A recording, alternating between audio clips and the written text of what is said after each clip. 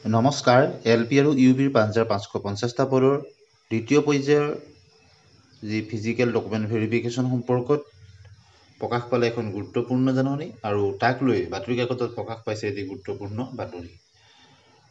দেখিছে, ন্যায়ালয়ৰ সকাহৰ পাছত আন এক অগ্নি পৰীক্ষাৰ DLED উত্তীৰ্ণ NISৰ অধীনত, অৰ্থাৎ NISৰ অধীনত DLED উত্তীৰ্ণসকলে অন্য অগ্নি পৰীক্ষাৰ সন্মুখীন হ'ব লাগিব। শিক্ষকতাৰ সকলো নথিপত্ৰ সহ সন্মুখীন হ'ব লাগিব পৰীক্ষণৰ। মাধ্যমিক শিক্ষা সঞ্চালকালয়ৰ জাননী। দেশৰ সৰ্বোচ্চ ন্যায়ালয়ৰ পৰা সকাহ লাভৰ পিছত নিয়ছৰ পৰা 18মহীয়া DLED উত্তীৰ্ণ প্ৰাৰ্থীসকলে তেওঁলোকে দ্বিতীয় পৰ্যায়ৰ ডকুমেণ্ট ভেৰিফিকেশ্যনত সকলো ধৰণৰ তেওঁলোকে শিক্ষকতাৰ নথিপত্ৰ লৈ উপস্থিত হ'ব লাগিব। তেওঁলোক যে ইন চাৰ্ভিচ আছিলে তাৰ প্ৰমাণৰ কাৰণে।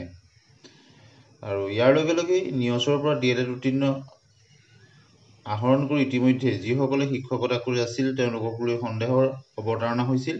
আৰু উচ্চতম ন্যায়ালয়ে ইতিপূৰ্বে দিয়া ৰায়দানত নিয়ছৰ পৰা DLED আহৰণ কৰা শিক্ষকসকলক সকাহ দিলে যদিও নিযুক্ত হৈ থকা শিক্ষকসকলে নথিপত্ৰসহ দ্বিতীয় পৰ্যায়ৰ পৰীক্ষণৰ বাবে প্ৰাথমিক পৰীক্ষা সঞ্চালকালয়ত হাজিৰ হ'ব লাগিব। শিক্ষা সঞ্চালকালয়ে জাৰি কৰা জাননী অনুসৰি নিযুক্তি পত্ৰ আৰু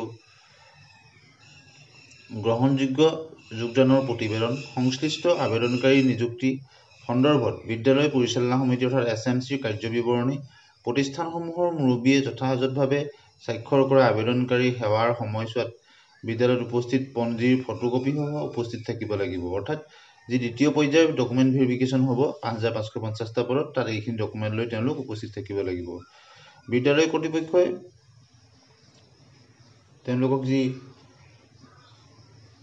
এইখিনি ডকুমেণ্ট তেওঁলোক ল'ব লাগিব, তাৰ ভিতৰত তেওঁলোকৰ উপস্থিতি বিদ্যালয়ত উপস্থিতিৰ পঞ্জীৰ ফটোকপি সহ উপস্থিত থাকিব লাগিব। বিদ্যালয় কৰ্তৃপক্ষই প্ৰদান কৰা প্ৰমাণপত্ৰ য'ত আবেদনকাৰী বিদ্যালয়ত 10/8/2017 তাৰিখত সেৱাত উল্লেখ থাকিব লাগিব আৰু শিক্ষকতা সেৱাৰ সময়ছোৱাত তেওঁলোকৰ পে' বেচিক পে', DLED আৰু অন্যান্য ভাত্তাসমূহ দৰমহাৰ বিৱৰণৰ লগতে আবেদনকাৰী 10/8/2017 তাৰিখলৈকে সেৱাত আছিল বুলি প্ৰমাণপত্ৰ হিচাপে UIDAISৰ ৰেকৰ্ড, নিয়ছত DLEDৰ বাবে নামভৰ্তিৰ শ্লিপ, 1 এপ্ৰিল 2019ৰ পূৰ্বে 18মহীয়া DLED সম্পূৰ্ণ কৰাসকলে নিয়ছৰ জৰিয়তে লাভ কৰিব প্ৰমাণপত্ৰ আৰু মাৰ্কশ্বিট লৈ তেওঁলোকৰ মাৰ্কশ্বিট আৰু চাৰ্টিফিকেটো লৈ যাব লাগিব NISৰ পৰা DLED উত্তীৰ্ণ, আৰু দ্বিতীয় পৰ্যায়ৰ ডকুমেণ্ট ভেৰিফিকেশ্যন তেওঁলোক উপস্থিত থাকিব লাগিব বুলি জাননীখনত উল্লেখ কৰা হৈছে।